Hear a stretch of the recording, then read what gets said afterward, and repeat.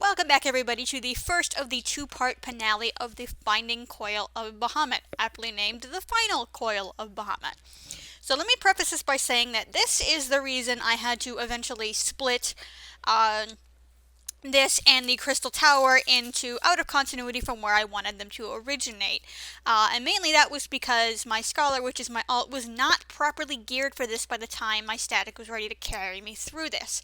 As a result, I had to run it through on my Bard, which you will see, and the editing of the cutscenes in and after is quite a butchered job because I thought it was going to be less difficult than it actually ended up being, but given that you guys have been waiting for this long enough, but I've been waiting long enough to post it, I just said, screw it, just admit it's horrible editing, and let's get into it. Obviously, this is very, very, very lengthy. The whole thing is 2 hours before being cut, so yeah. So, as usual, we begin it by talking to Urianger here. Of course, this one actually takes place and was released after 2.4, so after all that Shiva nonsense and whatnot.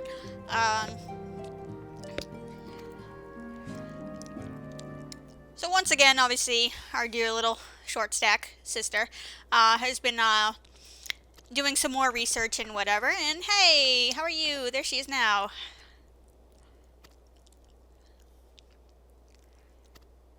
Okay, we'll talk about this. And of course, they have to like recap because, you know, it's been months since people have seen the quest for the second part and whatnot. So, as we've seen, there's actually 2 more Hulks that are regenerating him. You can see that because that's how many lasers are still pointed at his regenerating body. So, that's pretty convenient that we know exactly how many left we need to deactivate. But you'll notice that there's 2 more Hulks to disable, and we've only disabled 2 so far, but this is the final part. So how are we going to deal with this? Well, we're going to find out. So yeah, so also in the last part we had the revelation that old Louis, her grandfather, is actually under Bahamut's control.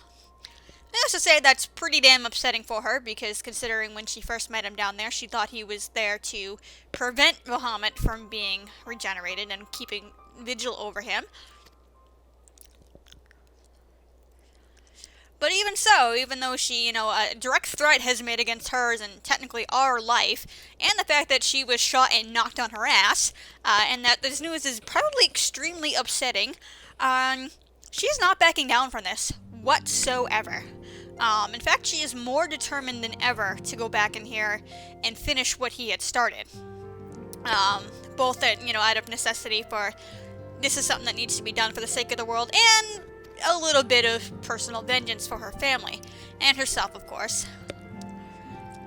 So she's got some assistants who are around and trying to figure out how the hell we're gonna get in these 2 Hulks. And this is the one part about this final coil that is kind of annoying.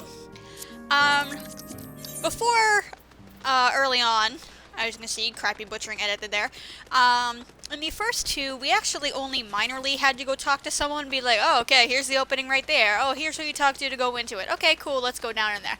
And that was pretty much it. Here, there's actually a little minor side quest to start it out. 90% of it is utterly pointless, although there's one part that I do find significant that can be easily overlooked, and I'm not even sure that this is not a translation error. Well, hello to you too! That is a very fancy suit you are wearing. Oh, hey girl, what's up?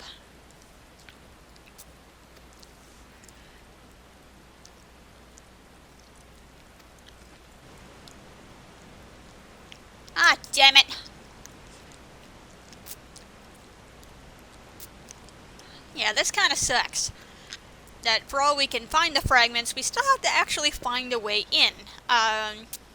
The fact that the first 2 were kind of just easy, and that the fact that finding a way in was not really explored is just kind of comes out of nowhere, but that doesn't really bother me because, again, how to get in there is not really actually important, which is why this whole side quest here is pretty superfluous. And here is where it's dropped. Although it will actually come back to haunt us when we actually go visit, obviously, his brother. Alisaie gets the names of her assistants swapped. And again, I'm not sure if this is actually a translation error and an oversight or not. This is another really shitty edit there. This is the singing shards in Mordona, by the way. Not that that's, again, really that important. Except that, hey, there's a hole here. But what I find interesting about this, the fact that she gets his name wrong, and why I think it's significant, is because it's one of the first drops in-game that her and her brother grew up extremely spoiled. There will be actual hints of it more in Heaven's Ward spoilers that explains it a little more. Tales of the Calamity, their tale in them had a little bit about their upbringing. But once I actually thought about it, is the fact that she gets both of their names wrong, nobody bothers to correct her at all. Nothing. Which led me to the, again, it could be a translation error, I don't know, but it led me to the revelation that she and her brother haven't been told no. It's no wonder they're so spoiled and smug and think they know everything and think they know best or everything. They've never been told otherwise. And it's just amazing, and my kitty would like to say hello. Fortunately, she doesn't know the meaning of the word no either. So yeah, for all this, we talked to both assistants, and lo and behold, they don't even have an answer for us. All it basically shows us is where the last two hulks are, but they could have pretty much told us that. We didn't have to spend time here. And actually, this is several minutes of footage that's actually been cut out traveling to these places like that. Bam, instant teleport, because again, this is very long, and this is very, very butchered editing. And lo and behold, Urianger has figured out a way to get in there anyway. Like I said, except for that whole name mix-up that leads me to believe how spoiled they were growing up, that whole interlude is completely pointless.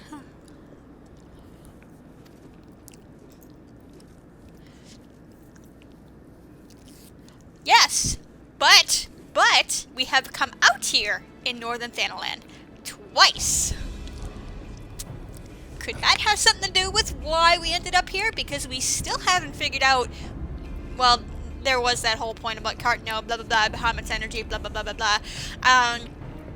But honestly, that was a pretty shitty explanation for why we came out in Northern Thanalan.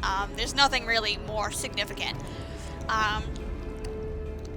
But basically, what we're gonna do here is, because we've come out that same way twice, even though we entered it from, the coils from two distinctly different spots, basically, we're gonna use it as a back door. And we're going to get back in there.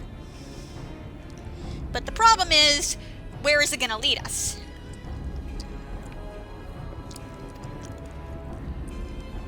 Yeah.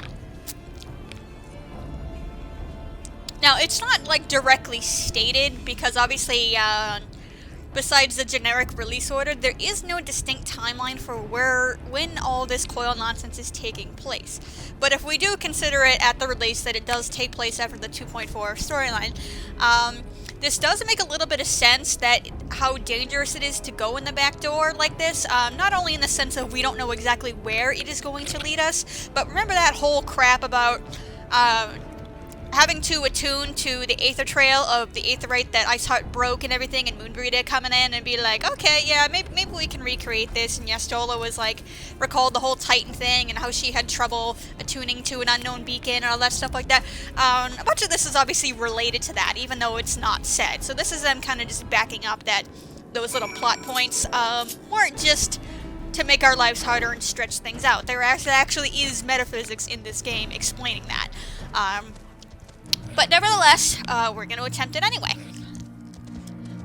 So I don't cut this out because we're just going over here to Dalamud's Talon, which is not that far. And it would just take just as long to teleport and edit that out than it would be just to walk over there. It's one of the few instances you're going to see me doing that in these episodes. What? What source? Why would you need to beg forgiveness? I'm sure she'll appreciate any help. I mean, she's bound and determined to get her ass back in this place. I'm sure she's willing, as much as, we need to keep this a secret. She's had assistance and whatnot. Hi, mysterious voice? Well, well, well. Look who it is. Now, as a reminder, this is actually the first time they have interacted ever since they had their fight. Now, it has been quite some time since they actually have. Now, we know he's been spying on her and whatnot, but she's not aware of that, which is why she's kind of shocked at this source. Now, it's never really said who was the one who instigated this. Was it Urianger who went to Alphino, who was, because he was worried about Alize, or was it Alphino who basically pressed him for the information, being like, hey, this is my sister, let me know what the hell she's up to? It's never really said, and honestly, I don't think it really matters. But yeah, he's bringing up the point. It's like, damn it, it's your brother, and yeah, you're both his grandchildren, so yeah. So if you actually notice here, even though they've had the fight, look at the text box and look at her eyebrows. She is still pissed at him.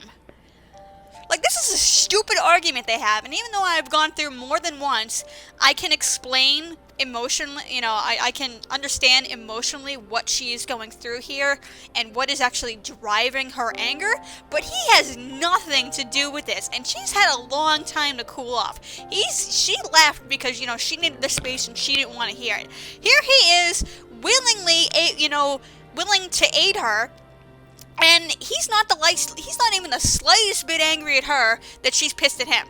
Like, not even. He, backed off. He gave her space. Yeah, he snuck around her a little bit, but as we'll see, it wasn't because he's trying to be a little bossy little asshole like he usually is, even though I like the guy, that's one of his problems he has. But he's bringing up the point, yeah, that Urianger just said. Well, yeah, he's my grandpa, too. So here we have her, obviously, I'm, narrating, over this, like I'm a freaking publisher or something. But notice how her conditions of letting him join is that she calls the shots. This is her mission, damn it, and she's not going to have it any other way. But given what we know about him as a character, we'll get a little bit. He'll actually get a little bit of character development eventually here. But one of the first signs of it is he willingly agrees to her terms. No questions, no arguments, absolutely nothing. And we're going to go back to obviously the camp to start queuing up for this stuff. But considering he's the kind of guy who has to have his hands in everything. He thinks he's like the big fat savior of Eorzea and all this stuff. That's why, one reason why he forms the Crystal Braves at the age of 16, and to have his own little personal army to take care of things. Like, he is always getting into the business here and trying to be the savior here and putting himself in charge and thinking he knows best and all that stuff. That's part of his character.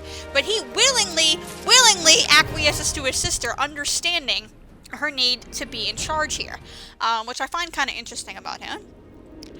So here we are at the start of the final coil in turn 10. As you can see, my mouse cursor is in the middle of the screen here. And you will actually see another butchered edit. See, that cutscene occurred after the fact being recorded, because the rest of my party is not here. So what sets Final Coil somewhat apart, and then what makes it so lengthy, is because it has cutscenes in every turn. The first coil, if you remember, only had significant cutscenes in the first and final turn. Second coil expanded on that a little bit with the starters, but it didn't really get into anything until obviously turn 9, which was the final turn here. Here we'll actually see much more significant developments, which is why it is so lengthy and I had to cut it. It is 2 hours long uncut. It is ridiculous.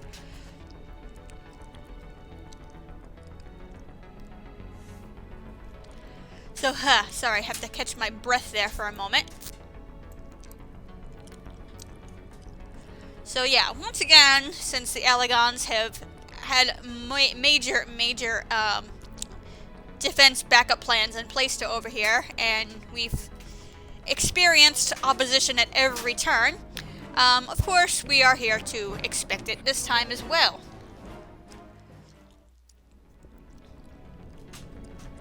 So yeah, and now you get to see me cut into my bard, and actually you get to see me play on my bard. Now, you may notice that I don't have the chat box covered like I normally do with the crappy game logo, because I'm lazy like that. Part of it's the reason is, one, let's play the game on the PS4, and this is being recorded on the PC. So my chat box size and my HUD and everything is different. And it was just going to be too much of a pain in the butt to actually cover that chat box as I normally do without screwing up my normal timelines and everything for everything and anything. And plus, because I'm not in overworld content for any of this, there's nothing in there from like chats from other players I need to cut out of respect or whatever. And you can actually see some of the things you'll see my party saying, like some of the macros and some of the sound effects you hear in the background on occasion. You can actually see what the hell the party's actually saying in some of those instances and whatnot. So just for the sake of difference, I decided to leave it uncovered. Now, we're standing here like a schmuck, not because of an incident like I've done before I wanted to make sure to leave my Sims complicated things.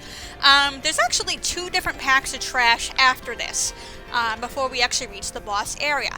They can actually be completely snuck around without engaging them.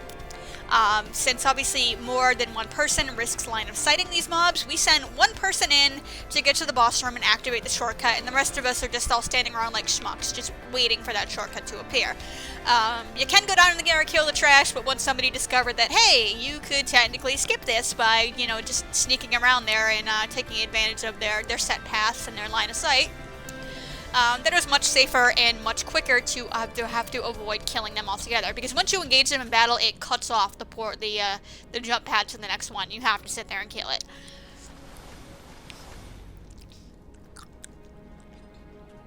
So we're just 7 of us are just sitting around doing nothing.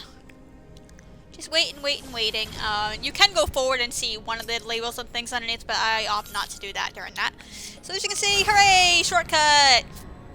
So yeah, I skipped half the turn there. I probably should have gone down, and why I actually didn't when I first recorded this, I don't know. But it's not important trash, so it doesn't really matter.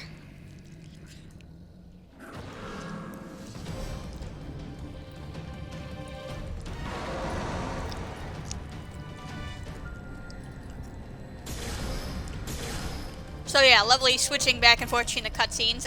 Because of the length of the cutscenes, that's why they're edited back in. Because watching these cutscenes while recording this with my static, who is patiently waiting and carrying me through this, was kind of a rude thing to do. So that's why I apologize for the butchering of the edit and whatnot. So our first boss here, which is probably maybe one of the only bosses I'm going to talk about, because there will be plot later. So yeah, you can see like the macros going off here. So actually everyone is actually here on their main jobs, so you're not going to see anybody sucking or anything like that. Well, at least not, you know, as much as we were before. This was done not long after Final Coil actually came off lockout. So this is, even though I'm posting this months after the expansion's released, this is actually recorded beforehand. If we were doing this afterwards, which I do have a couple of recordings of, it would be hilariously quicker.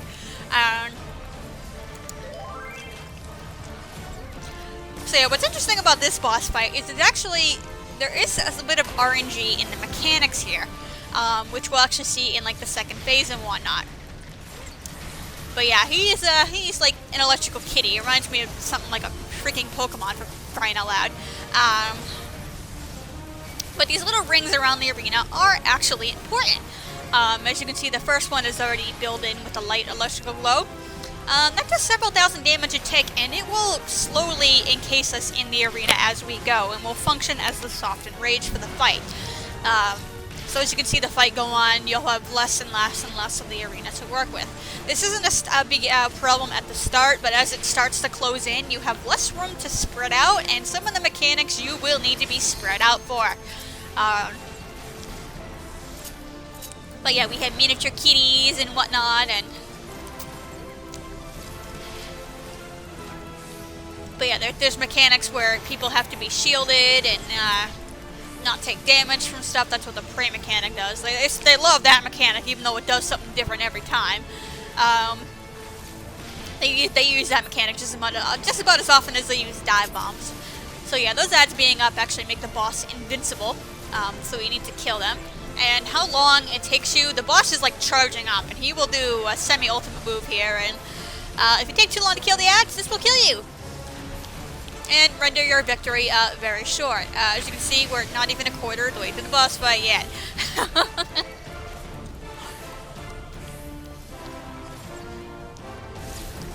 So yeah, this heat lightning here, you will actually, you will get a vulnerability debuff for several seconds, and it can clip onto other players, which is why you need to spread out.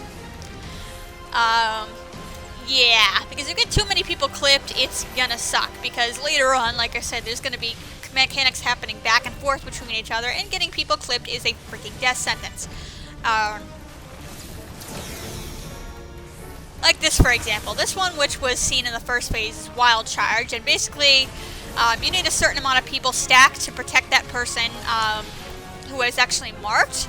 And if you have vulnerability up, you will die. Our tank died because he's the one who's supposed to soak the damage, and I guess he didn't pop the appropriate cooldowns for it. They still end up clearing the fight anyway, since we're obviously experienced in doing this and whatnot. But as you can see, the second ring has already appeared on the outside of the end. I'm just looking for things to talk about right here, because the plot of this final coil, which gets much, much more intense, actually hasn't happened yet, so yeah. So I need something to talk about through this like hour and a half that this is going on. So we actually have a second ad phase here, which will be compounded because 2 more of these things actually will pop up. You have to tank a son and a daughter together, because 2 sons or 2 daughters together is bad news bears. They have frontal cleaves, they have rear cleaves, so they have to be like angled certain away from each other, so when you actually don't get hit by multiple things. I commend the tanks that can do this, because this can get rather tricky if you don't know what you're doing here. Requires a lot of focus on the tanks to get them angled right, and I honestly give them a lot of credit for this. Because I certainly would probably screw this up terribly, terribly, terribly if I was tanking this. I actually have tanked this turn before. Believe it or not, I have tanked this turn. Once.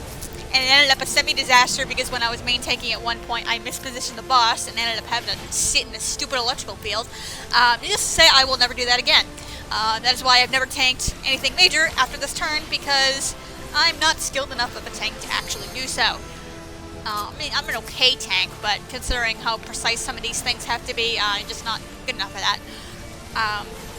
But yeah, as you can see, some of these ads actually leave electrical pools of crap behind, which will eventually disappear.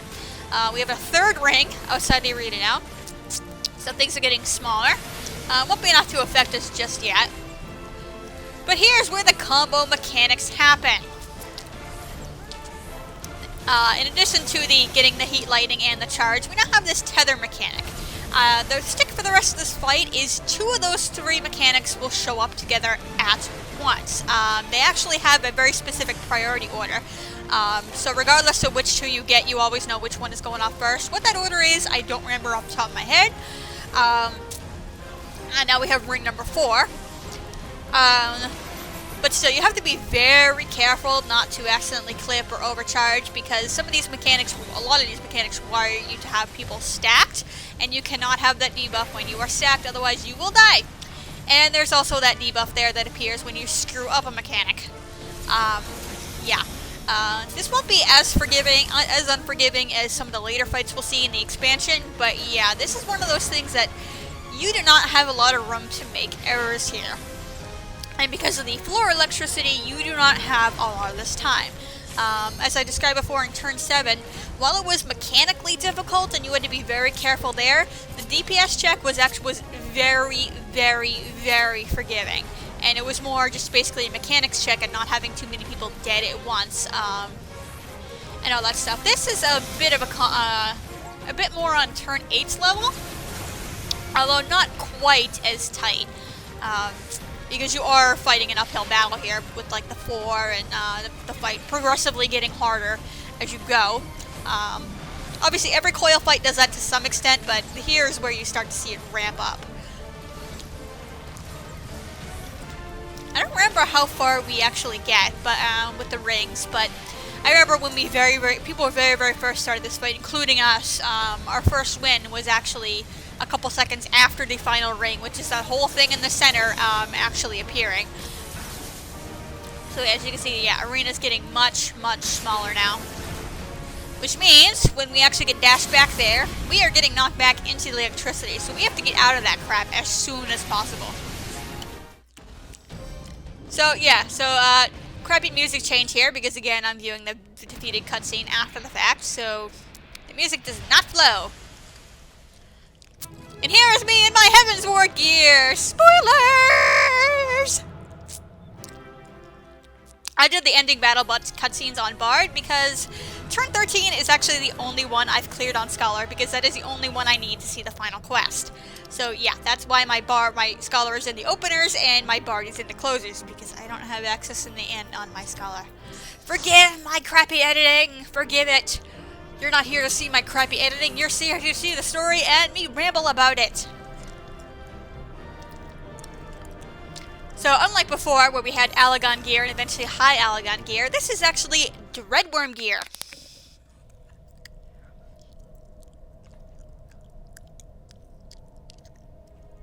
So that was one hell of a fight, huh? I see someone turned off the electricity, though.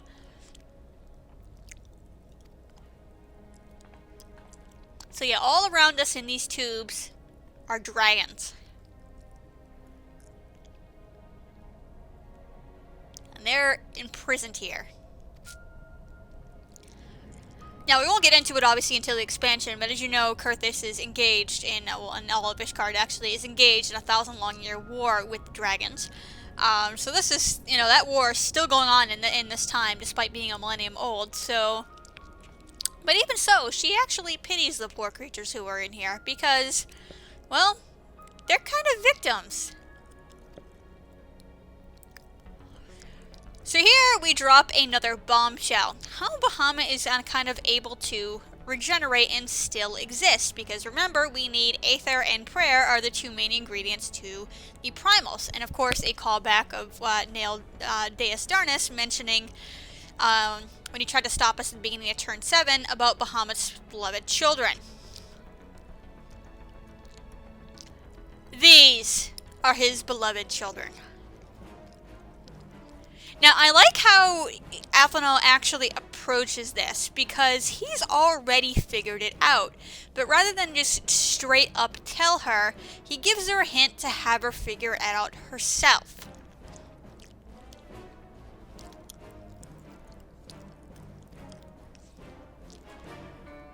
So yes, the Allagons have kept these dragons in these capsules alive for 5,000 years.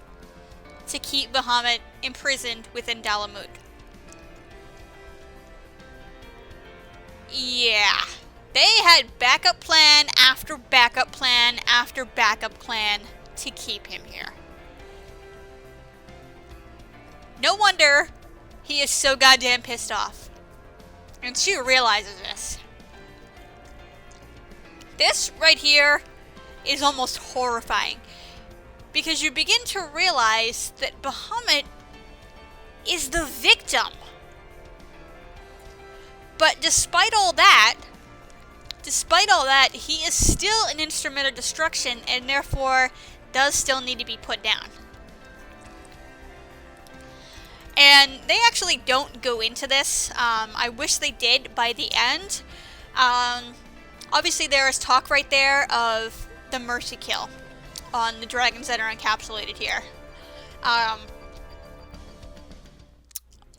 wish they went into it more, because it's not necessarily that the Hulks that turn Bahamut's regeneration off are the same thing that's actually powering this thing as a whole. As you can see, even after we shut off the first Interment Hulk, Bahamut was still regenerating at a rapid rate, mind you. And even after the second one, when we eventually get to that point again, you will see that he's further regenerated. So even having turned these Hulks off, there is still something powering going on here. So I really wish they had actually gone into if these dragons ended up being mercy killed by the end or not. Because it's one thing I'm really curious about, or if there's something still powering that we don't know about. That I don't know. I mean, I guess it's not really that important in the grand scheme of things, but the fact that these, like I said, these dragons are literally going to be mercy killed, even though they're just as much of a victim, except for the fact that they're not hell-bent on world destruction and retaliation and justified anger. It's just completely glossed over, and it kind of upsets me a little bit, but again, I suppose in the grand scheme it's not important. But yeah, but I like how she does, instead of being like, ah, Bahamut enslaved my grandfather, blah blah blah blah blah, he must pay, she actually takes pity on him. Which I find very interesting about her character, and it's actually the start of a change in her that she will not notice herself until later. So turn 11 here is semi-interesting in that in the beginning there we actually had to split up the party. You couldn't see it because obviously, but if you might have noticed, only 4 of us were there together. Why the fact that they needed to include more trash at the beginning of turn 10 and turn 11, I don't know, because as I've said before, it's entirely pointless. I mean, I know it's meant to represent like resistance from within. At least these are actually Allagan constructs as the ones were at the beginning of turn 10, so it's not like the random like Ziz and Corals that were in turn 1, so at least it makes more sense here. But honestly, the resistance should have been just the bosses itself. That was more than enough for this. There is nothing really remotely difficult or challenging about this trash, or lets us, you know, world build or expand on lore or anything like that by going through this. It is entirely just a time waster, and I don't really like that. They actually had to nerf this when they took it out of Duty Finder, took it off lockup and put it in Duty Finder, because now you have to clear this stuff every damn time that you come in here and refarm this turn, as opposed, you know, before when you did it once and you didn't have to do it for the week, but you could only do the boss once a week anyway, so. But yeah, like 4 reviews of trash were just kind of like lame. Like I said, if they actually used it as an opportunity for world building, or had cutscenes of them, of either of the twins, you know, explaining something about the Allagan technology, or learning something, or surmising something about the Allagan technology, because even beyond the binding coil of Bahamut, the Allagans keep haunting us millennia later, you know, like all the tombstones, you know, we have for the weekly local cards, they're Allagan tombstones. You know, the whole Pokemon like nugget, quick cash out items that, you know, just for some quick gil, are Allagan pieces. Like, they are, like, the whole Crystal Tower thing, which actually relates to this story, obviously, but they are still coming back to haunt us 5,000 years later, and we'll actually see it in the expansion, too! Like, do some world building here! Man, I really know, I mean, don't get me wrong, don't get my ranting wrong here, I absolutely love this story, and prior to the expansion, this is the best written part of A Realm Reborn as a whole. Hands down, you will not be able to argue with me out of that. Crystal Tower comes close, but, so it's not like I dislike the whole Allagan and Evil Empire from ages past, considering to screw us over, but I just feel like for all that they pounded into our faces, there's not enough, and they don't explore the mystery quite enough.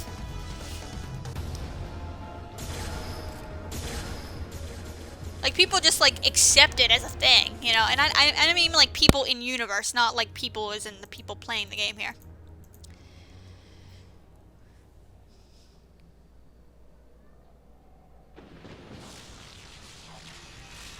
So one thing I do wonder is what makes these bosses suddenly just appear.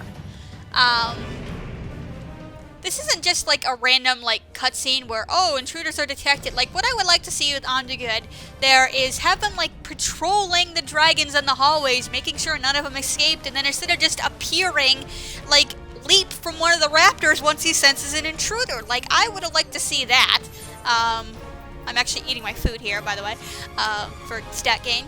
But here they just materialize, and I know, again, I'm arguing a bit too much about semantics, but considering this is the final coil and the story is about to take a few bombshells soon, especially in the final part, they don't really do anything with this. There's no lore or explanation or anything like that. I mean, the whole point about the Avatar in Turn 8 that I mentioned about the comparisons to Omega, I completely made that up. Like, that was just you know, just me trying to find a reason for this. Here, it's just Mega Hydra. That's what it is. It is Mega Hydra. Now, Is this an entirely, I mean, obviously the Allagons and prison dragons, as we just saw, is this a real dragon that has been experimented on? Is this, you know, a completely robotic dragon that they tried to make to simulate the power of real dragons? Like, what? Like, I don't know. Is this Robo Dragon, or is this a robot in general? Like, I wish they went into that, because they've described before, and they will continue to describe, that the Allagons were pretty fucked up in the head. I mean, as we saw with, like, Princess Sarah and what we see with Catboy eventually in the future, that there were some decent people in the Allagan Empire. Most of it was, you know, Xande and all his, like, crap and his totalitarian regime and all that other stuff. But the Allagons were sick fucks.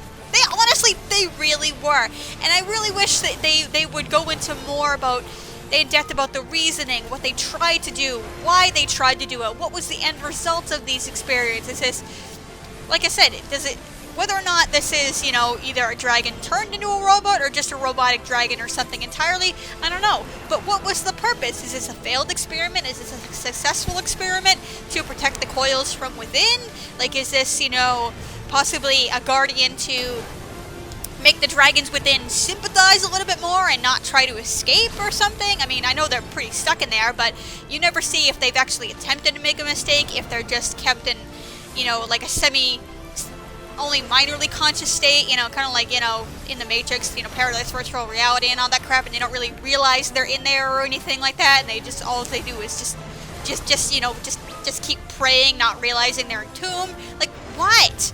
Like, again, I don't take my ranting, like, too seriously here, but this is just more like the curiosity within me, wanting to know more.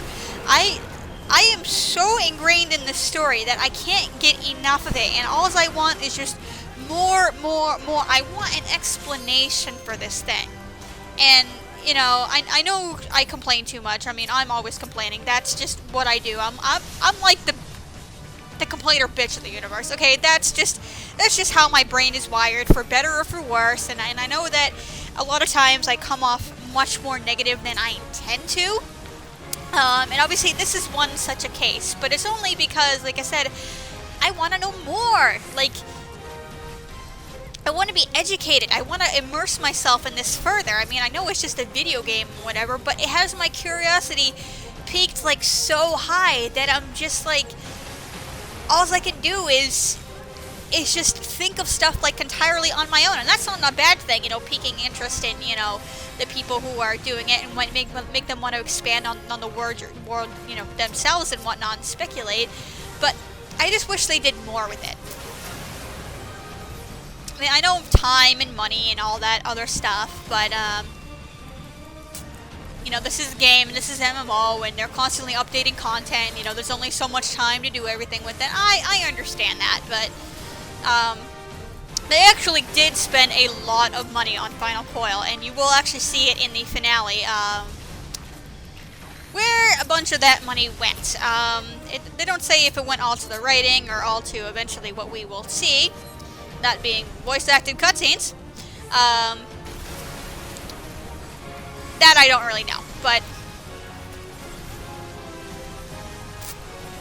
I mean, considering this is the finale to Coil, the first part of it, while it is still better than most of the first Coil and whatever, and parts of the second, I really wish they had kept all this energy spread throughout rather than just in the final part.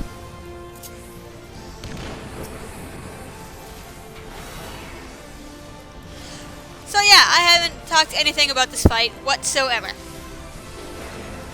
It's Mega Hydra. Okay, that's all we need to say. But one of the interesting things about this fight here is, obviously we have a huge arena to work with, even though we don't even need most of it. But what's interesting is that the boss's entire hitbox, you can see that little blue glow here, that actually heavily damages and debuffs you. Which actually prevents you from walking through the boss's hitbox while you dodge this lovely AoE on the floor. So it actually presents a new bit of challenge that hasn't been seen before in fights, because like before when you're trying to dodge things, you know, like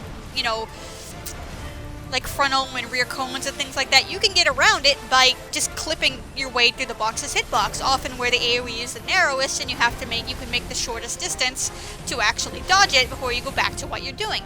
Here, you cannot do that. So yeah, I actually got a bit too close to the front of the boss there, that resonance move. That's actually the boss's cleave that I was trying to actually avoid an attack that would have hurt me severely, but I ended up going too close to the boss's front and getting clipped instead. Which one would have been the lesser of the two evils, I don't know, but I didn't die, so that's all that really matters. But these tethers are actually important, and why we're stacked, because basically when you're tethered to another player, you become buddy-buddies, and there's no way to break this tether, and the further you are apart, the more damage both of you start to take. So you basically have to be attached at the hip. But this becomes a problem because two of the moves, one you need to be stacked for, and there's another you need to be spread out for. So you have to spread out just enough distance so you don't get each other clipped, like what we do right here, but without increasing the damage of the tether. So you have to move together, you have to spread out only when necessary. The tanks are the other two people tethered here. And you actually can't get near the other group who is tethered. Like I said, in this case right here, it's the tank. It will swap up occasionally. So yeah, you have to make plans about which set goes where and everything. Lots of right coordination and whatnot here. And it's probably the hardest part of the fight. It's just balancing this tether stuff.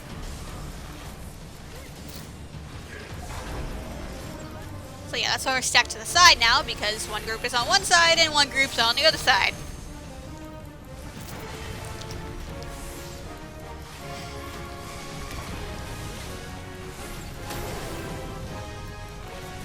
So yeah, we all know such crap with stack and spread. Stack and spread is my cat decides to play with my headset. No, you cannot do that right now, kitty. But yeah, the whole tether thing lasts for the last entire half of the fight, and like I said, it's probably the most challenging part of this. It's just balancing it, because if you move wrong, you guys are dead.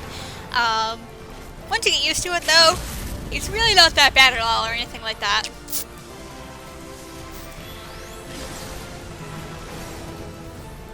Oh, old limit breaks, how I miss you. Of course, interestingly, the edit cuts right out right where there's a change in the repeat in the music, so there's silence there. I just noticed that right now.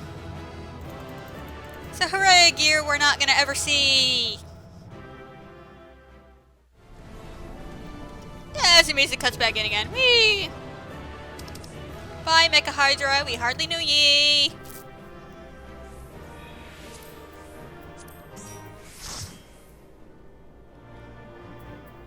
Haha, the Dread Room code of casting. That is most famously has the butt wings.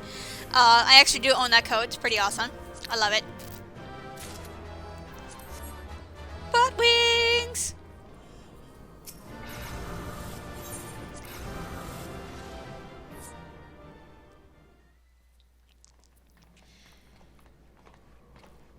So after once again, they're not going to comment the least bit about Mecha Hydra or the thread it posed or anything like that, or mention watching from the sidelines.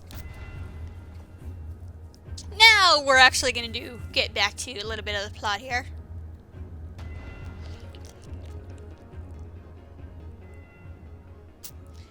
So it's always actually was been like this since the beginning, but now we're taking a very, very large view of this place. Before we only saw it up close, but yes, this is pretty much a model of Bahamut. Now, if it's actually something that looks like it, or that Bahamut is actually starting to reassemble itself down here, is never actually sad. I mean, part of me theorizes that because, I mean, they had backup mechanisms in place to re-ensnare and regenerate Bahamut should he escape, and the backup plans of, you know, his children and whatnot. I don't think it's entirely out there to believe that Bahamut has defenses to rebuild itself and regenerate itself. If this is the case here, I don't know, but I like to think it is.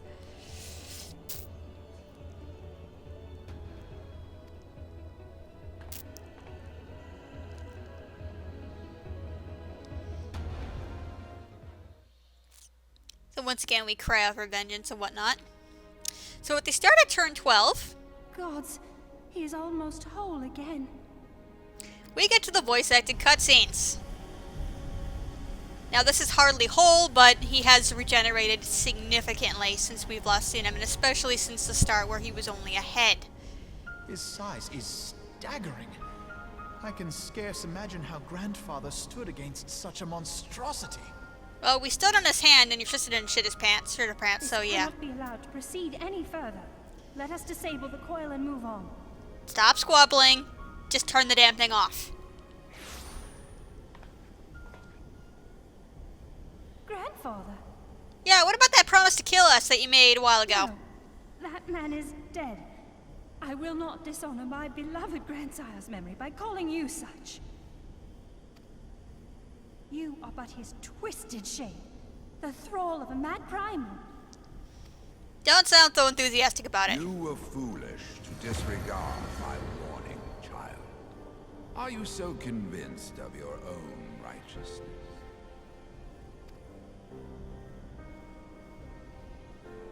'Tis the rightness of our path that led us to return. Eorzea will never be safe whilst Bahamut remains to threaten all we hold dear. What of the hero who gave his life in defense of the realm? Do you truly dispute the justice of our cause?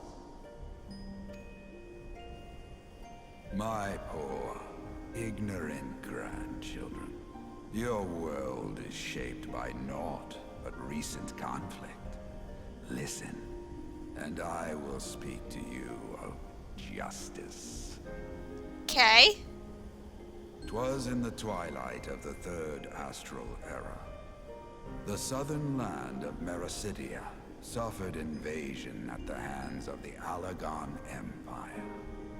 With no atrocity too depraved for their purpose, the forces of Alec were unstoppable in their advance. Desperate for salvation, the dragons prayed to one of their first brood, to their ancestor Bahamut. Infused by the power of their fervent supplications, Bahamut arose from the abyss of death and took wing as the Mericidians' newborn god. Yet this great miracle would only serve to further the maniacal designs of the dragon's imperial conquerors. The cruel fetters which bind my lord stand testament to the Allagan's boundless greed and hubris. Yeah, we saw that with the other dragons already, we know. I once summoned the 12 in an attempt to forestall the advent of the 7th Umbral Era. What then did the dragons of Mericidia do that I did not? Wherefore are they accursed and I exalted? Keep in mind that line, I will be calling back to it in about 5 'Tis minutes. man's overweening belief in his own primacy that blinds him to the commonness of his condition and the truth of his own tyranny.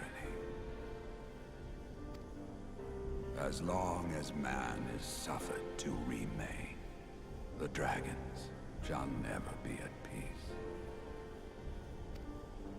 Only when the plague of people has been expunged shall the children of Lord Bahamut be free. Then shall the world know true justice. Well, that's pretty shallow-minded thinking there. Stop it! Grandfather would never say such things. His belief that people were worth saving never faltered. He had faith in their strength, that they could stand together and push back against the darkness seeking to shape them. A false hope. 'Tis folly to place one's faith in so flawed a race. And yet we are still here. Stand together? Huh. They would first need to agree on which direction to face. If history teaches us anything, it is that man cannot find common ground between his own 2 feet. Even you, twins whose veins run with the same blood, struggle to fathom each other's reasoning. You hide your differing agendas behind the convenient banner of Eorzea's salvation. Given your obvious self-interest. Can you truly claim no kinship with the oligarch? Pretty harsh truth, And but a though truth I nonetheless. hope they might bring you closer, 'twould seem that the twin grimoires I bestowed upon you were a wasted gesture.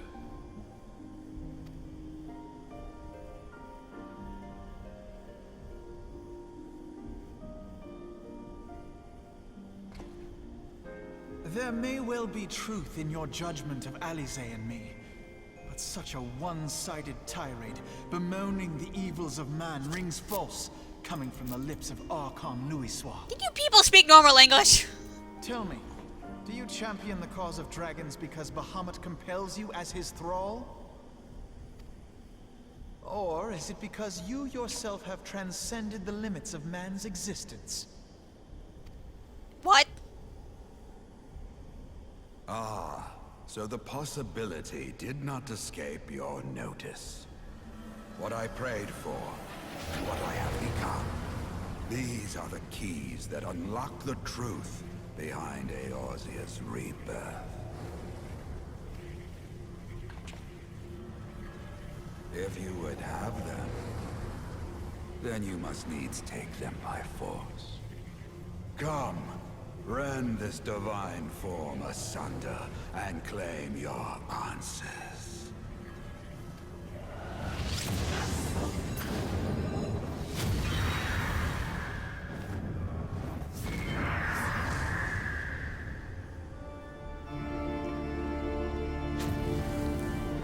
My favorite theme in the game here.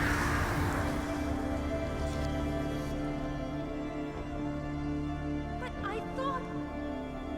No. He has become a primal? It is difficult, I know, but you must accept it. That entity is no phantom or imposter. It is our beloved grandsire.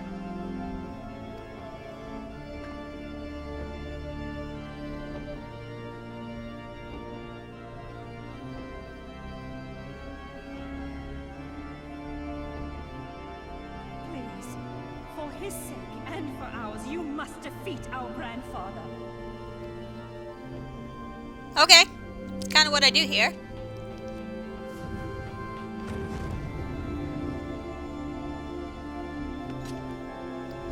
Bring it on! So, yeah, that ends the first part of the binding coil of the final coil of Bahamut, I should rather say. I thought that was a nice little cliffhanger to leave it off at, but we still have over an hour of footage to go. This is where I'm going to stop talking about anything the boss mechanics are related and just go into the depth of the story and the character development here, because I have a lot of stuff to say about it. So, pray join me next time, everybody, where we find the conclusion and what becomes of this revelation. No pun intended.